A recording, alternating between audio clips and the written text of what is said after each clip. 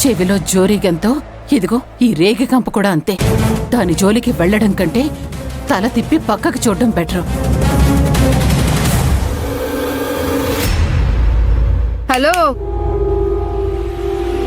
Money mind Manamma, నువ్వు నీ చిన్న కోడలు నాకు స్వాగతం చెప్పడానికి ఎదురు చూస్తున్నట్టున్నారు.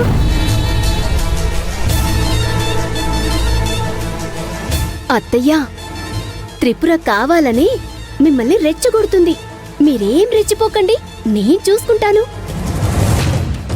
నీకు స్వాగతం పలకడానికి ఇక్కడ మేమేం అల్లాటప్పవాళ్ళం కాదు. మిమ్మల్ని అల్లా టప్పా అని ఎందుకంటాను? టపటపామని సేమటపాకాయలు లేకుండానే పేలిపోతూ ఉంటారు కదా. ఏ మీ అత్తనోటికేమైంది? పోయిందా? ఏ కంప, నీ ఒళ్ళంతా ముళ్ళే. ఏం మాట్లాడటానికి పోయినా నువ్వు ఆ కంపని మా కొంపకేసి తగలబెట్టడానికి చూస్తున్నావు.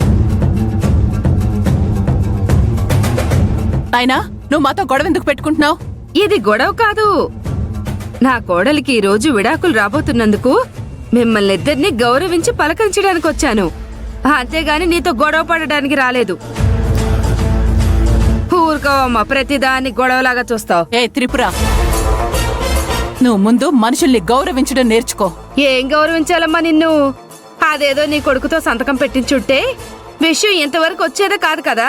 నువ్వు నాకే నీతులు చెప్పనక్కర్లేదు. నీ పని నువ్వు వెళ్ళి చూసుకో. చూసుకోక నీ వెనకాల పడి తిరుగుతారనుకుంటున్నావా? పోవమ్మా.